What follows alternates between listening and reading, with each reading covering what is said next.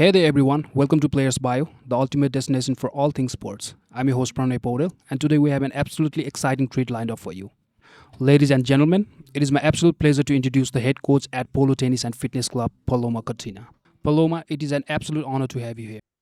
Hello, thank you for having me. Excited to be here. Okay, let's get right into it. Could you please Sure. introduce yourself to our viewers?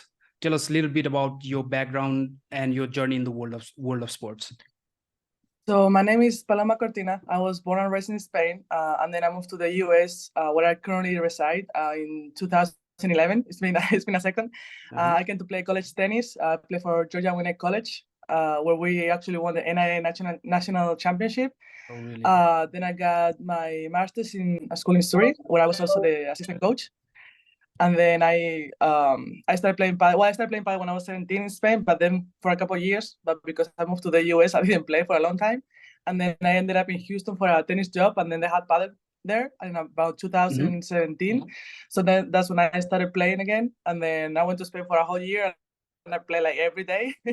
And then in like 2018, I quit my tennis job to just do padel.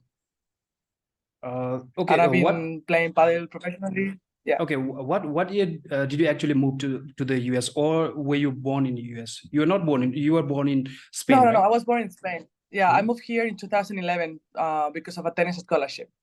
Okay, tennis scholarship. That's really good. Yeah.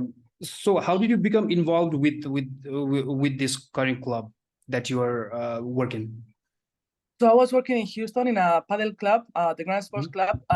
They actually sold the land, and I was looking for another job. And just in the same timeline where I was leaving my other job, they opened this club. And I knew a friend, Nancy. Like, she used to play with me in Houston, and she moved here, and she told me about it. So I wrote them if they needed a padel coach, and then they reached out to me, and then I got the job that way. Which college did you enroll after moving to the US? Georgia Winnet College. Okay, all right. Well, like, I first went to a small school in Tennessee, Martin Methodist.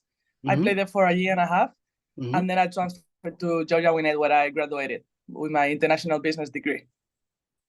Okay, can you tell us something more about this Polo Tennis and Fitness Club, and how do you prepare for your work over there?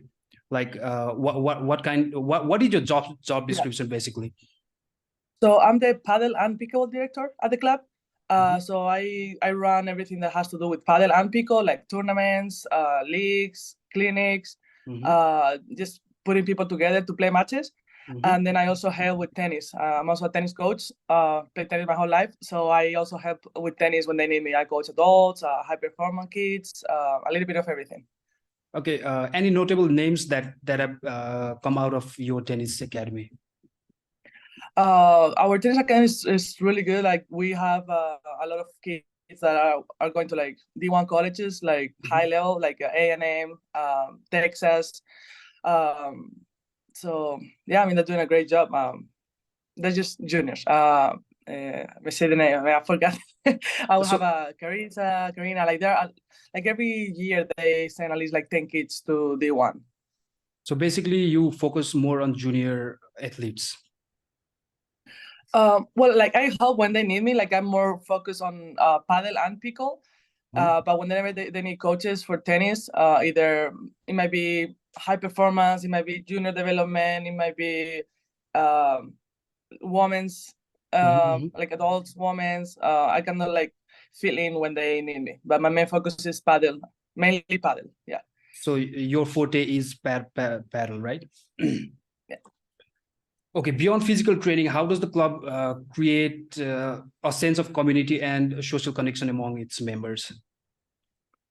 So we have now like a few classes, tennis classes that are cardio tennis. So that's a good way to get a workout in. And also in my classes, I try to keep things running fast, so people get a good workout in.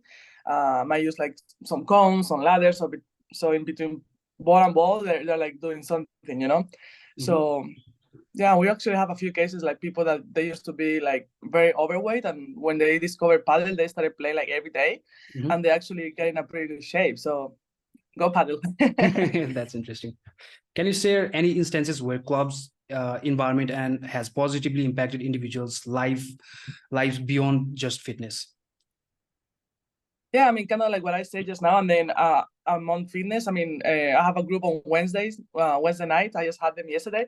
They're amazing. I mean, they're like best friends. I think they met because of Padel, and I mean, they go out with each other. They go to each other's houses. They just love each other, and they hang out outside the court. So I think Padel just brings that sense of community, and I mean, most of my friends are because of Padel. So I think it's just a very relaxed environment, very social sport.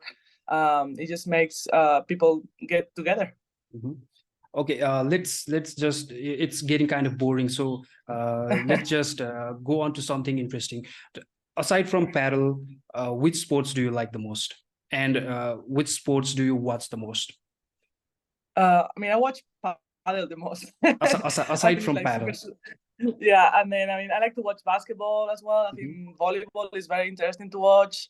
Do you watch NFL? No, I don't. I watch soccer mainly because of my boyfriend, not because I really enjoy soccer, but sometimes it gets interesting. So yeah. Do they call soccer or football in Spain? Football. They call football, right? Yeah. Okay. So you mentioned basketball, right? Any favorite teams or players within the NBA? I used to watch a lot like the Spanish league. Now, like and I kind of like I root for whoever is like Spanish players. So I used to watch the Lakers, with Gasol, Memphis with Marc Gasol, and given your nationality, I love and Ricky stuff. Rubio. Yeah, I love Ricky Rubio. So that's like my man. So I kind of like cheer for Spanish. All right. So are there any upcoming plans and developments for the Polo Tennis Academy? Upcoming plans? Well, we're trying to develop more the junior program. I used to be the U.S. junior coach, so I traveled to the World Championship in Mexico 2 years ago and to the Pan American Games in Brazil last year. This year I decided to step down of that position because I have so many other things going on. But I mean, I'm still trying to help the team and just trying to get juniors because I think it's an amazing opportunity for them. Actually, last year I was training a girl that went into the Pan American Games and she did pretty good, Taisia. So yeah, I'm just trying to get more juniors out there, and why not maybe get them into the US team. All right. Paddle is not that, I mean, with no any disrespect, paddle is not that big in terms of sports in the United States, right? So what kind of tournaments does it like, what kind of tournaments are there, like world-class tournaments? So you're right, like paddle is not that big yet, but in the last it's not that mainstream, right? No, but in the last year or two, it's becoming like pretty popular. And I'm wearing this T-shirt because I represent the Miami team. So I don't know if you heard about the Pro Padel League. It's like the first professional league in the US and I think the world. So do they have teams in each state? So right now it's 7 teams. So it's Miami, Toronto, Vegas, Los Angeles, San Diego, Cancun. Missing one. And Arkansas. So those were the 7 teams that we played. So it was a round robin, and then we did the final 4. We got first in the round robin, but then we lost semifinals against Cancun. Next year, Daddy Yankee, I'm sure you know the reggaeton queen, like has like almost 50,000, maybe 50 million followers in Instagram. He bought a team. He bought Orlando. Did Daddy Yankee purchase a franchise for next year? Team? And yeah. I know. I love that guy. He's gonna be his team is gonna be participating. I don't think he will be playing. And then also Juan Martin Diaz, I'm sure you know, like one of the best players in the world with Velastegui. They were #1 for 13 years. He's also part of the New York franchise as well. So more and more teams are coming in. So my partner in the Pro Padel League, it was Marta Marrero, former #1 in the world. It was amazing playing with her. And then we also have Ruben Rivera. He's like 70 in the world. Yeah, amazing guy. And then because of this league, I think it's growing a lot. Like it's getting a lot of attention for like influencers, like very famous people, So I think this is really helping the sport to grow. We're treated so good, and I think it's only gonna get better from here. And then what I was gonna tell you earlier, like from the last 2 years, like whenever I would go to tournaments, it was always like the same 4 or 5 teams. But now every time I go to a tournament, there is another 2 to 5 teams per division, per women's division, men's division. Like so many new people, squash players coming to paddle, tennis players coming to paddle, just people picking up the sport for the first time. There's so many people playing now, and so many clubs all around the US. Now it's clubs. So is it expanding beyond the states, or? Yeah. So now, before it was only like Miami, Houston, and San Diego. Now they have courts in Oklahoma, in Arkansas, in Connecticut, in Philadelphia, in New York. They have 3 classes already in New York. I'm saying, is it expanding beyond the United States, like internationally? Oh yeah, Mexico is huge. I mean, everybody plays paddle in Mexico. Like every time I go there, people live in the club, like literally. Like it's amazing how people live the sport. In Canada, I know it's growing a lot, and then all in Latin America, in Chile, I have a lot of Chilean friends. It's growing so much.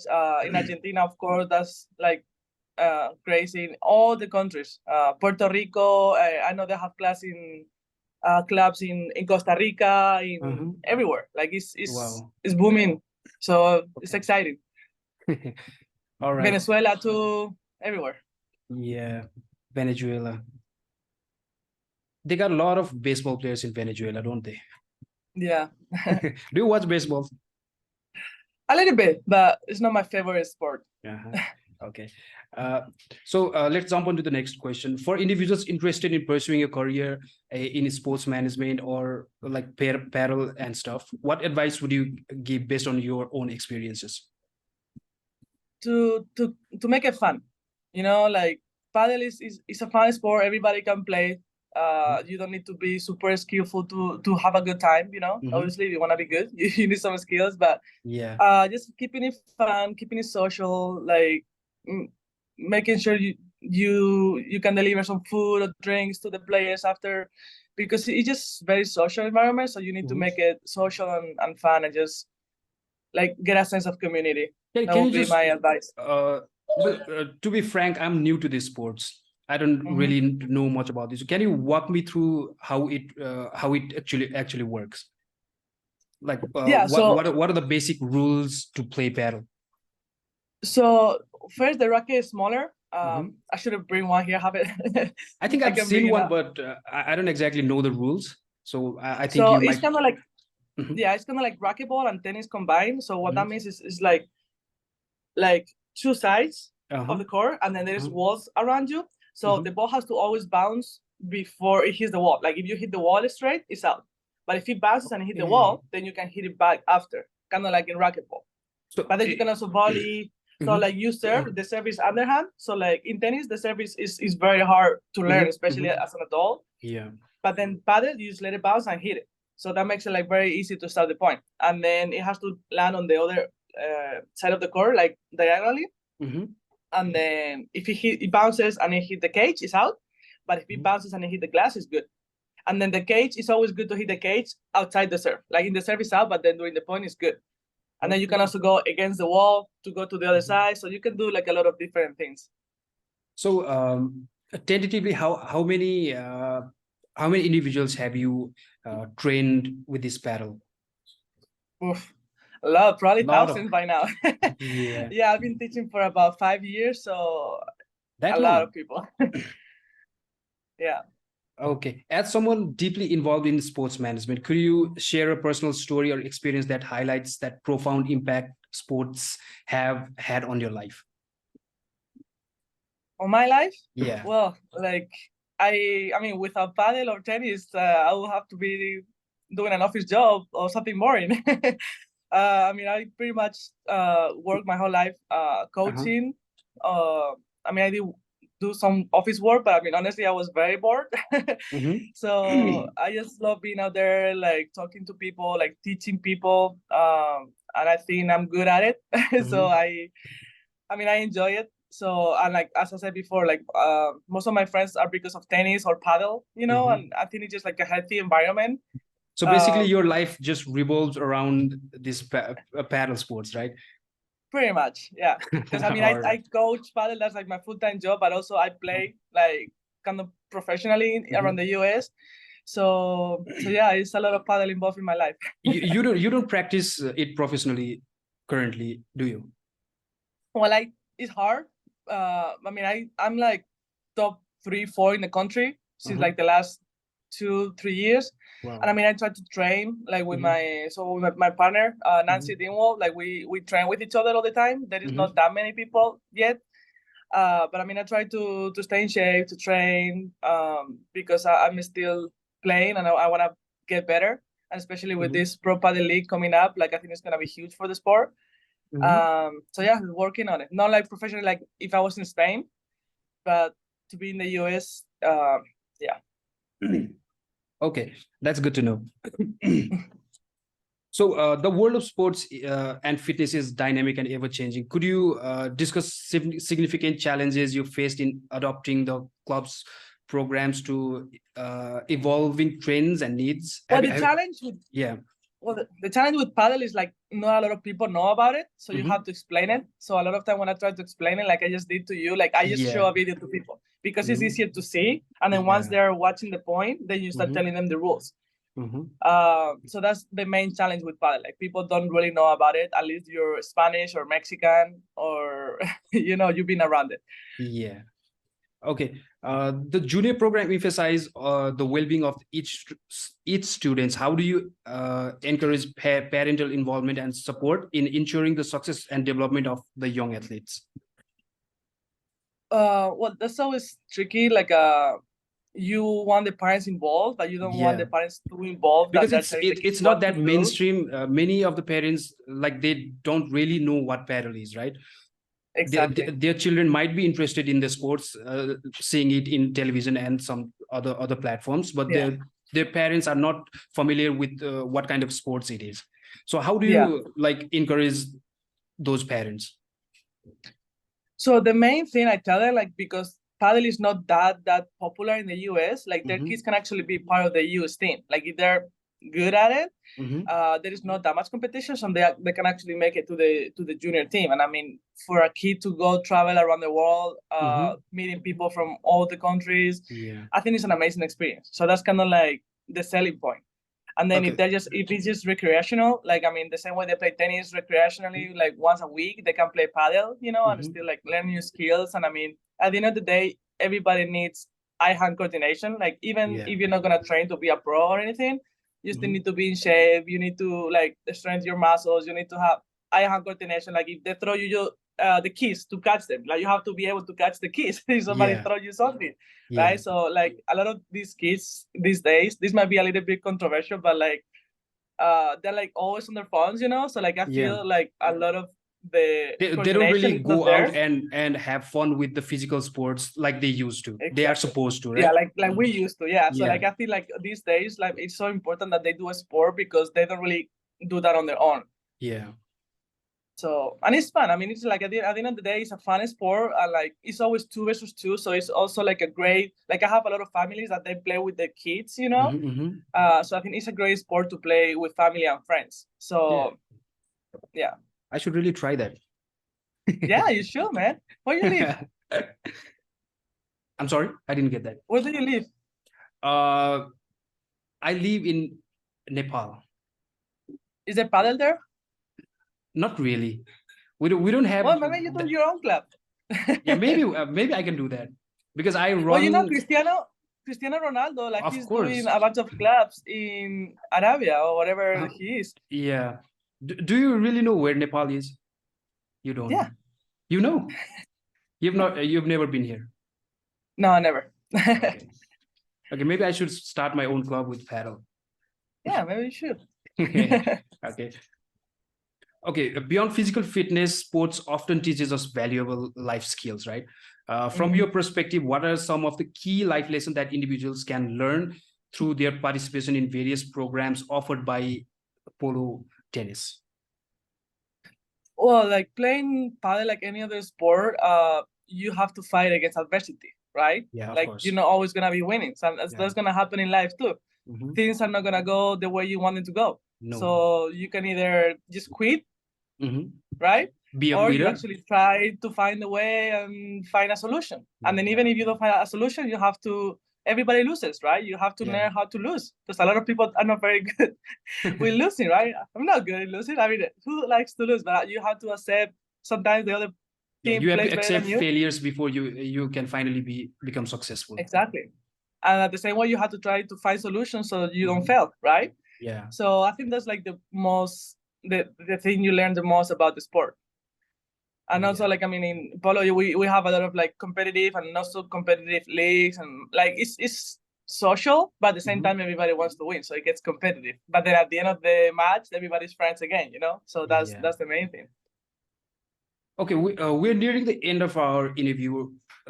Is there something you'd like to say to our viewers and the people who are new to, and let's say the people who don't really know about the paddle like me? Do you have something to say to them? Yeah, one of the professional paddle players, I think it was Paquito Navarro, once says that paddle is like a good drug. Like once you try, you can't stop. And it's true. Like I think I have like 99.9% of people that try paddle, they come back. Wow. There's always only 0.1% of people that try that they don't come back. As I say, like the racket is this short. It's super easy to learn.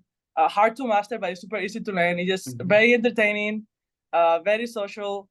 The court is not that big as in tennis, and the ball comes back when it hits the wall. So I mean, and you can learn so much stuff. There is so many shots and everything is, but it's easy to learn. Like a lot of people are scared. Like, oh, but I'm not good with the walls. I'm like, you don't need to hit the walls to play paddle. Like you don't. Obviously, if you want to get better, you might want to learn how to hit the ball off the wall. But at the beginning, you don't need to. Like tennis players, they play without the wall. They're fine. They're having fun.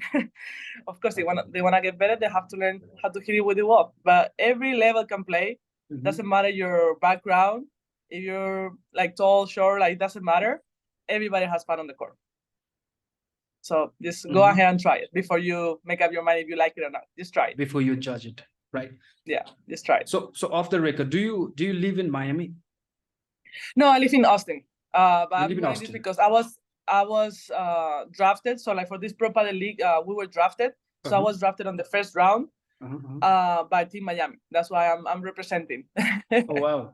So do they have this big show where like NBA draft, NFL draft? Does it happen with paddle as well? Yeah. So this was the first time that they did it, and they did a draft. So we all got drafted by different teams, and then we play for that team now. Okay. So yeah. All right. So and there you have it. A truly enlightening conversation with Paloma Cortina. Am I pronouncing it correctly? Yeah, Paloma Cortina. Yeah. Okay, we extend our heartfelt gratitude to Paloma for sharing her insight, wisdom, and experiences with us today. Your presence has enriched us, and we thank you sincerely for your time and contribution. Until we meet again, take care and keep signing, Paloma. All right, thank you so much. Appreciate it. Thank you very much.